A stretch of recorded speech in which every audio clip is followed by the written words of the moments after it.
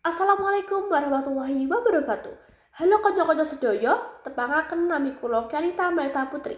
Nomor absen 29 saking kelas sedasa gangsal.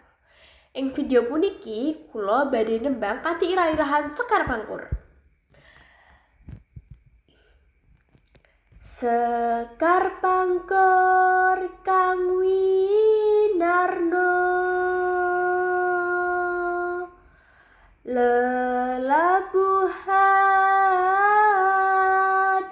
kang kanggo wong urip ololan becik punika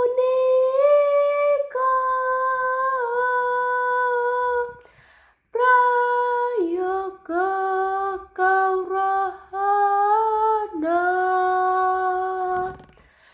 adat waton punika dipun katulu miwah ingkang tata krama den kaes